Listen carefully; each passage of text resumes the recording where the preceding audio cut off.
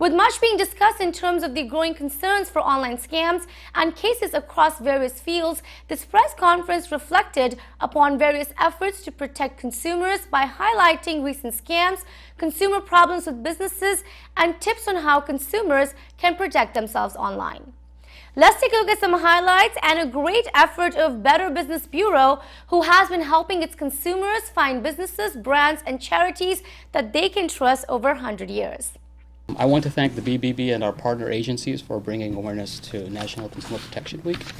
The New York Attorney General's Bureau of Consumer Frauds and Protection investigates and brings enforcement actions against businesses that engage in fraudulent or illegal conduct. Last year, the Bureau recovered over $64 million for consumers through enforcement action. In addition, our Consumer Assistance Section, which mediates individual consumer complaints, last year successfully resolved over 5,000 individual consumer complaints and recovered over $4,800,000 in consumer refunds and debt reductions. Good morning, everyone. I'm Bill Efron, Director of the FTC's Northeast Region, located here in New York City, and I'm pleased to be here with our partners as part of National Consumer Protection Week. Today, I'd like to talk about deceptive free trial offers. As you browse online, you've likely seen ads to try out a product for free. And if you're interested in the product, this can be tempting. But consumers should be aware that some trial offers touted as free or risk-free may come with hidden costs and other strings attached. I'm Annie Packner with the IRS Criminal Investigation Division.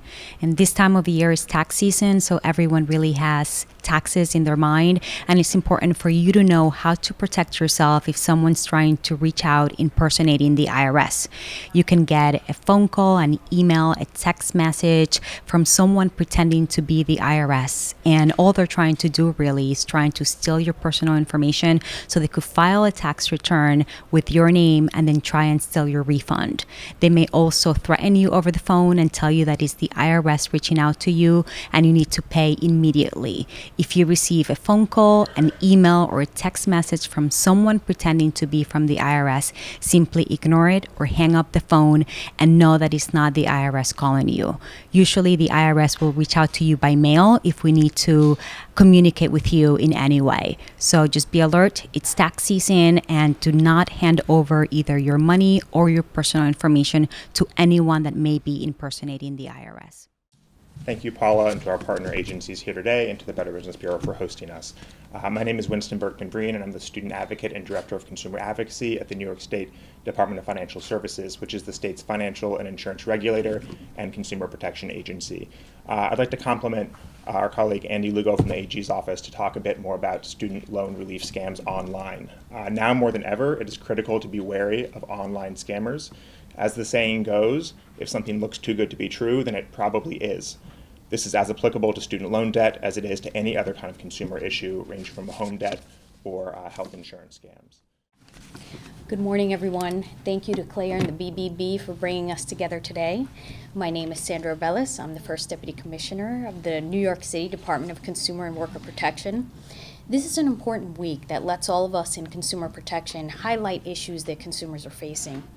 And last year, we published a report on the lack of language access in the debt collection industry for limited English proficiency consumers. While almost a quarter of New Yorkers are not proficient in English, we found that only a small percentage of debt collection agencies offer translation services. Hi, I'm Paula O'Brien with the New York State Department of State Division of Consumer Protection. We reported today about online safety tips when shopping online, tips to protect your wallet and your privacy. In celebration of National Consumer Protection Week, the Division of Consumer Protection for New York State has been focused on online shopping tips for consumers. Every day when we go online, we are targeted with different ads that use our information that we share just in our everyday lives. So when we're using the myriad of apps, they combine to create an algorithm about us, and that information is used to market.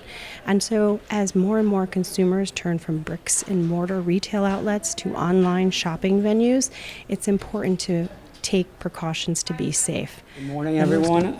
My name is Andres Castillo. I'm Senior Advisor for AARP. I want to thank the Better Business Bureau for organizing this event and for bringing all these amazing organizations together. and really for the common mission to protect all the residents in New York. Identity theft and scams rob millions of Americans of their hard-earned money.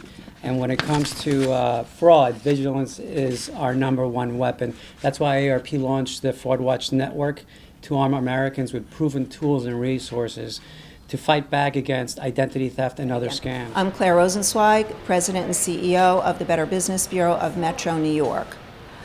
We're really thrilled today to organize an event celebrating National Consumer Protection Week. We do this event with all of our partners for one reason: to help consumers protect themselves against scams. We try to let them know what the red flags are when it comes to the many, many scams that go on all over the world, and what the red flags are so they can protect themselves.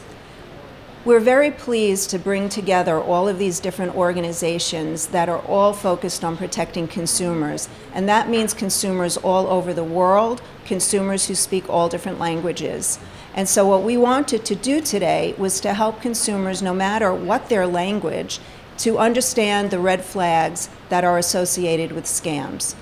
I'm Everett Lowe with the Social Security Administration, and I'm here to remind you it's Slam the Scam Day. So if you receive a call from someone pretending to be from the Social Security Administration, hang up.